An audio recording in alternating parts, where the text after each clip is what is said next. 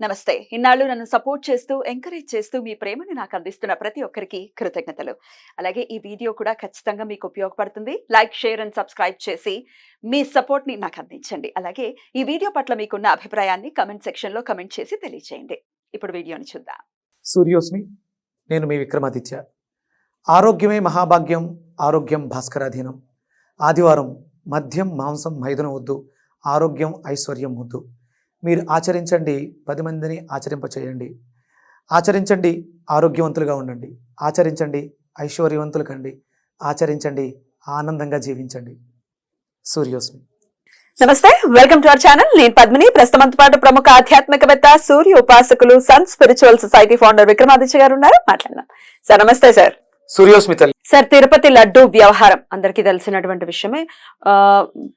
మన రాష్ట్రం, మన దేశమే కాదు, యావత్ ప్రపంచం కూడా నిర్ఘాంతపోయినటువంటి పరిస్థితి ఉంది.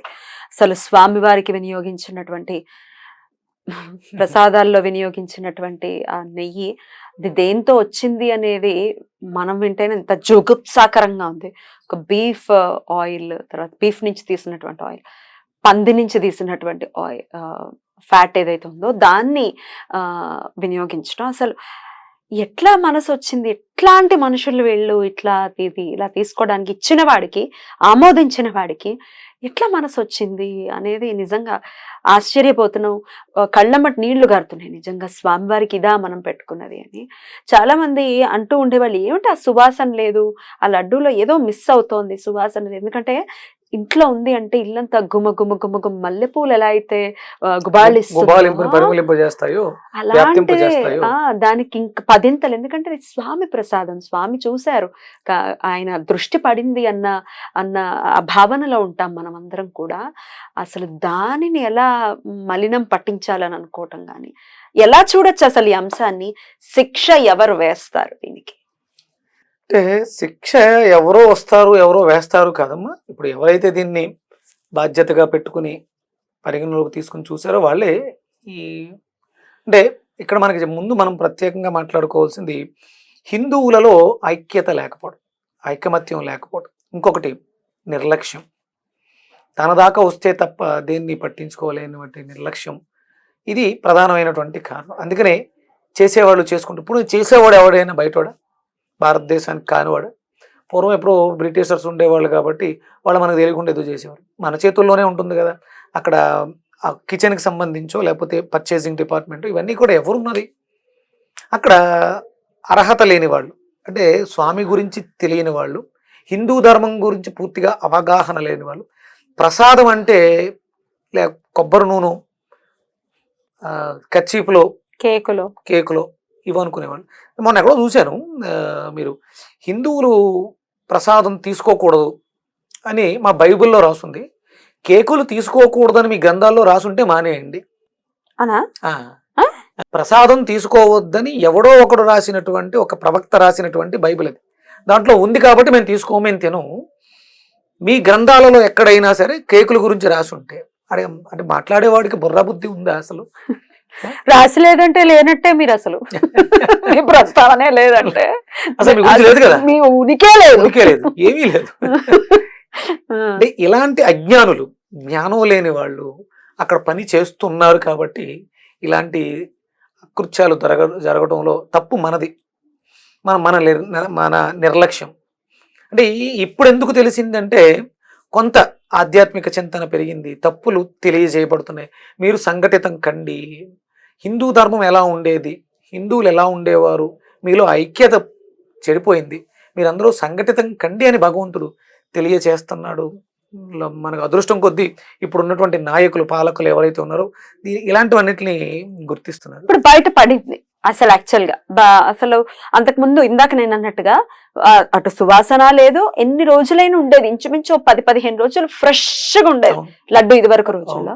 ఇప్పుడు 2-3 రోజులకి ఒకవేళ ఫ్రిడ్జ్ లో, ఆబ్వియస్ గా ఫ్రిడ్జ్ లో పెడుతున్నాం కదా, పెడితే రాళ్ళు, కంకర్ రాళ్ళు అయిపోయినట్టు అయిపోయి వాటిని తినలేము, పాడేయలేము, తినేయాలి. ఇన్ని రకాల ఇబ్బందులు. అసలు ఎట్లా సార్ శిక్ష ఖచ్చితంగా నేచర్ వేస్తుంది అని అనుకోవచ్చా పాలకుల విషయాన్ని? డెఫినెట్ గా ప్రకృతి శిక్షిస్తుంది అనడానికి ఎలాంటి సందేహం లేదు. కాకపోతే ఎప్పుడో ప్రకృతి వేస్తుంది, ఎవరో వచ్చి శిక్షిస్తారు అనుకునే కన్నా ఇప్పుడు మరి అంటే గవర్నమెంట్ పరిపాలనలో ఉంది Yeah, కాబట్టి ఆ, వాళ్ళు దీన్ని చూశారు కాబట్టి ఎవరైతే దీనికి కారకులు అయ్యారో ఆ నిర్లక్ష్యం, ప్రసాదమేగా హిందువులేగా పోతారులే అన్నట్టుగా చేసిన దానికి వాళ్ళకి శిక్ష పడాలి. ఇది పడకపోతే ఇలాంటి తప్పిదాలు ఇంకా చాలా చోట్ల జరిగే అవకాశం ఉంది కాబట్టి శిక్షించడం అనేది భగవంతుడు ఎలాగో చేస్తాడు, అది వేరే విషయం. ఇప్పుడు ప్రభుత్వాలు చేయాల్సినటువంటి ఆవశ్యకత ఎంతైనా ఉంది. మన ధర్మాన్ని అంటే ధర్మానికి విఘాతం కలిగించినప్పుడు ఎవరైతే పాలకులు ఉన్నారో వాళ్ళు ఇమీడియట్ గా పవన్ కళ్యాణ్ గారు దీనికి ప్రక్షాళన ఇలాంటివన్నీ అంటే తను క్షమాపణ చెప్పుకుంటూ, అంటే భగవంతుడికి ఏమీ క్షమాపణ చెప్పాల్సిన అవసరం లేదు, ఆయన మనకు తెలియజేశాడు. మనలో కూడా దైవత్వం ఉంది కాబట్టి జరిగిన పొరపాటుకి కృతజ్ఞతగా ఒక 11 రోజులు దీక్షగా తీసుకోవడం, ఇది అందరి ఇళ్లలో కూడా ఈ దీక్షలు, ఈ 11 రోజులు ఉపవసించటం, స్వామి నామాన్ని గోవింద నామాన్ని గట్టిగా ప్రకటించడం ద్వారా తప్పు చెయ్యాలనుకునేవాడికి, ఇక్కడ ఉన్నది శత్రువు మనకి పరాయి దేశస్తుడు కాదు, మన దేశంలోనే మనతో పాటు పుట్టి వెస్ట్రన్ పోకడలని తెచ్చుకున్నటువంటి అడాప్ట్ చేసుకున్నటువంటి దౌర్భాగ్యులు వీళ్ళు, అజ్ఞానులు. మతం మారటం ఏంటమ్మా? మతం మారితే ఇక్కడ ఉన్నటువంటి ధర్మాలని ఆచారాలని సాంప్రదాయాలని ఇష్టం వచ్చినట్లు చేసేస్తావా? పేరు ఎందుకు మార్చుకో మరి? పేరు కూడా పేరు మార్చుకోవాలి, చాలా మార్చుకోవాలి, నువ్వు మార్చుకోవాల్సి వస్తుంది. సర్టిఫికెట్లు మార్చుకోవాలి, అవన్నీ అక్కర్లేదు, కావాల్సినవన్నీ మిగతావన్నీ కావాలి. ఇలా హిందువుల దగ్గరకు వస్తువులకి, హిందూ ధర్మానికి వస్తువులకు, దేవాలయాల దగ్గరకు వస్తువులకి, విగ్రహాల దగ్గరకు వస్తువులకి, ప్రసాదాల దగ్గరకు వస్తువులకి మీరు ఇంత దారుణంగా దుర్మార్గంగా ప్రవర్తిస్తున్నారు. ఇంకా నీచాతి నీచంగా కొంతమంది మాట్లాడే మాటలు చూస్తూ ఉంటే కమెంట్ సెక్షన్స్ లో పెడుతూ ఉంటారు. వరద మ్యాటర్ ని డీవియేట్ చేయడం కోసం ఒక కొత్త వంశాన్ని లేవనెత్తింది గవర్నమెంట్. వరదల్లో ఆయనే కదరా నాయన కూర్చుంది గొడుగేసుకుని మరి. అంటే ఇప్పుడు డివియేట్ ఎవరైపోతారమ్మా? ఇప్పుడు ఈయన తీసారు, లేవనెత్తారు, సాక్ష్యాధారాలు లేవా? ల్యాబ్ టెస్ట్లు రిపోర్ట్లు ఉన్నాయి కదా. ఇది యావత్ ప్రపంచంలో ఉన్నటువంటి హిందూ ధర్మాన్ని అనుసరించేటువంటి వాళ్ళ మనోభావాలకు సంబంధించింది. ఇక్కడ వరద అనేది ప్రకృతి వైపరీత్యం, ఇది ఇక్కడ ఒక మనిషి కొంతమంది కావాలని సంకల్పం అనుకునే 100% ఇది అనుకోకుండా జరిగింది కాదు. ఇప్పుడు అంతకు పూర్వం ఎవరో ఇస్తున్నాడు కంపెనీతో వాళ్ళు గీని మాట్లాడి పెట్టారు, దాన్ని క్యాన్సిల్ చేసి కొత్తగా నువ్వు పర్చేజ్ చేయాల్సిన అవసరం ఏంటి? అంటే ఇది కావాలని కుట్రపూరితంగా జరిగింది కాబట్టి ఆయన దాన్ని అనుకోకుండా ఇప్పుడే ఇప్పుడే ఈ అంశమే ఎందుకు లేవనెత్తాలి? అంశాలు ఇంకా చాలా ఉంటాయి కదా. ఆ విజయవాడ చుట్టుపక్కల ఎత్తుక్కోవచ్చు ఆయన దాన్ని డిబేట్ చేయడానికి, ఎందుకంటే ప్రమాదం అక్కడ జరిగింది కాబట్టి వాళ్ళని ఏమార్చడానికి. యావత్ ప్రపంచాన్ని ఎలర్ట్ చేయాల్సిన అవసరం ఏం లేదు కదా. ఇది భగవంతుడు జరుగుతున్నటువంటి అన్యాయం. ఇప్పుడు ఆయనకి ఎలాంటి కలంకం అంటదు. అది తిని కొంతమంది వేగాన్స్ ఉంటారు, అసలు నా 0 నాన్ వెజ్ తోటి పాలను కూడా వినియోగించని వాళ్ళు ఉంటారు. అలాంటి వాళ్ళు ఇబ్బంది పడుతున్నారు అని భావన భగవంతుడికి, ఆ దైవతత్వానికి, అది అంటే ఆయన ఒక విగ్రహం మూర్తి ఆయన ఏమి చూడడం అని కాదు, అది ఒక పవర్, డివైన్ ఎనర్జీ. అక్కడ ఉన్నారు స్వామి, కొలువు తీరి ఉన్నారు, అందులో ఎటువంటి సందేహం లేదు. విష్ణుమూర్తి అంటే వ్యాప్తికారకుడు, ప్రపంచం అంతా వ్యాప్తించి ఉన్నారు. మనం చేస్తున్నటువంటి దుర్మార్గాలు అకృత్యాలు చూస్తూ ఉన్నారు. సమయం వచ్చినప్పుడు తాట తీసేస్తారు, మామూలుగా కట్టి కుడిపేస్తారు. అందుకని ఈ భగవంతుణ్ణి ఏదో చేస్తున్నాం, లేకపోతే హిందూ ధర్మాన్ని ఏదో చేస్తున్నాం అనుకోవడం పొరపాటు. ఇది మనతో, మన మనసులతో, మన అభిమానాలతో, మన నమ్మకాలతో, మన భక్తితో ఆడుకుంటున్నారు. ఇలాంటి వాళ్ళకి మనం కఠినంగా బుద్ధి చెప్పాల్సిన అవసరం ఉంది. అయితే ఇదే అంశం మీద స్పందిస్తూ కొంతమంది అపోజిషన్ వాళ్ళు, మేము ప్రమాణం వేయటానికి సిద్ధం, మీరు ప్రమాణం చేయడానికి సిద్ధం అని. ఏమిటి ప్రమాణాలు? ఏమిటి అర్థం కానటువంటి అంశం. ఈ ప్రమాణాలను ఎలా చూడొచ్చు అనుకోవచ్చు సార్? మీరు రండి ప్రమాణం చేయండి, అది బైబిల్ మీదనో భగవద్గీతనో మీదనో మీరు చెప్పేది నిజమని ప్రమాణం చేయడానికి మేము సిద్ధమని అవతల వాళ్ళు మాట్లాడారు. అంటే ఇప్పుడు ఏదైనా ధర్మ గ్రంథాల్లో దాని గురించి మాట్లాడితే ఇది సైన్స్ లో ఉందా అంటారు కదా. ఇప్పుడు దాన్ని ఆ పదార్థాన్ని ల్యాబ్ కు పంపించారు కదా, ల్యాబ్ రిపోర్ట్ వచ్చింది కదా, ఇంకా ఇప్పుడు పొరపాటు జరిగింది కదా, కనిపిస్తుంది కదా, ఇది ప్రమాణం చేయాల్సిన అవసరం. ఎగ్జాక్ట్లీ. అసలు ఏమిటో అంటే డివియేట్ చేసేయడానికో లేకపోతే కవర్ చేసేసుకోవడానికో లేకపోతే ఇంకోటి జరుగుతుంది. ఇంకా ఏవో అంశాలు కవర్ చేసేయడం కోసం ఇంత పెద్ద ఇష్యూని తీసుకొచ్చింది గవర్నమెంట్ అని చెప్పి అసలు నిజంగా అంటే ఒకటి ఏంటంటే మిగతావన్నీ కూడా ప్రకృతి వైపరీత్యాలు, ఇంకా చాలా సమస్యలు ఉంటాయి, ప్రభుత్వానికి చాలా సమస్యలు ఉంటాయి. కానీ ఇది ధర్మానికి సంబంధించింది. ధర్మో రక్షతి రక్షితః. ఎవరైతే పాలకులు ఉన్నారో ముందు ఫస్ట్ దైవానికి సంబంధించినటువంటి యజ్ఞ యాగాద క్రతువులు చేసిన తర్వాతే రాజ్య పరిపాలన ఉంటుంది. ఇది పూర్వం జరిగేది.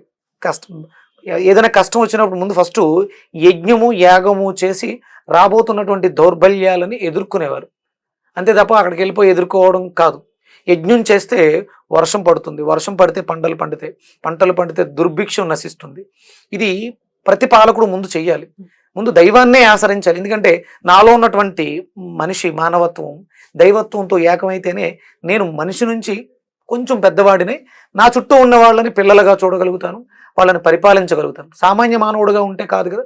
అందుకని ముందు ఫస్ట్ పట్టించుకోవాల్సింది 100% భగవంతుడు పర్ఫెక్ట్ గా తనకి ఎవరైతే విధేయుడై ఉంటారో వాళ్ళతో ఆ పనులు చేయించుకుంటారు. ఇప్పుడు అక్కడ ప్రక్షాళన జరుగుతుంది, ప్రోక్షణ జరుగుతుంది.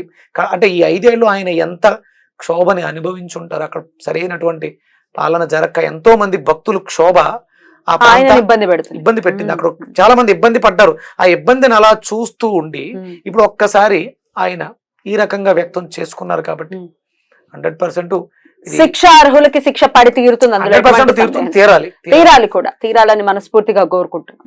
ఇలాంటివి ఇక ముందు జరగకుండా ఉండాలంటే హిందువులలో ఐక్యత కావాలి. మనకెందుకు లేని నిర్లక్ష్యం పనికిరాదు. ఎవరో వస్తారు ఏదో చేస్తారు కదా, ప్రతి ఒక్కళ్ళు సంఘటితం కండి. ఈ పాప ప్రక్షాళనకి అంటే దేశము ధర్మము క్లిష్ట పరిస్థితుల్లో ఉన్నప్పుడు ఆ వెంకటేశ్వర స్వామి పఠించినటువంటి సూర్యనామాన్ని పఠిస్తూ ఆ వెంకటేశ్వర స్వామి అష్టోత్తరాన్ని దుష్టులను దుర్మార్గులను చెండాడతాడని నమ్మకంతో చేయండి. జరగాలి అటువంటిదని మనస్ఫూర్తిగా కోరుకుంటూ కృతజ్ఞతలు. సూర్యస్మృతి.